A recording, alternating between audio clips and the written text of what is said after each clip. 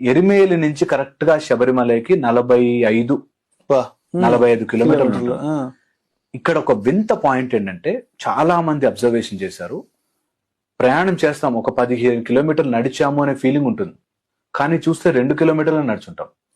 ఒక్కోసారి 2 కిలోమీటర్లే నడిచామనిపిస్తుంది, చూస్తే 12-15 ఎక్కేసి ఉంటాం.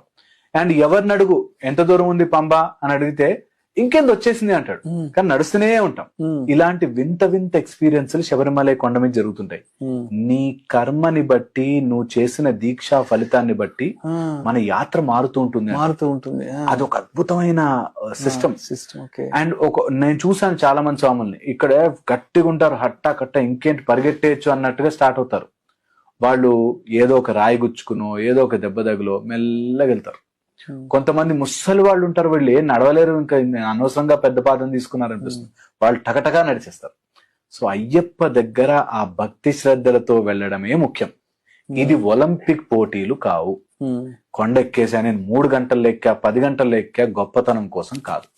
ఆ ప్రకృతి అందాన్ని అయ్యప్ప స్వామి యాత్రని ఆస్వాదించాలి. ఆ ప్రకృతి రమణీయతను మనం అడుగడుగున ఆస్వాదిస్తూ నడిచిన ప్లేస్ అది. అయ్యప్ప స్వామి ఇరుముడి కట్టుకుని స్వయానా వెళ్ళిన పాదం అది. సో ఖచ్చితంగా దాన్ని ఎంజాయ్ చేస్తూ వెళ్ళాలి. ఒలింపిక్ పోటీలో పరిగెట్టేది, హాయిగా కొండ మీద నిద్ర చెయ్యండి.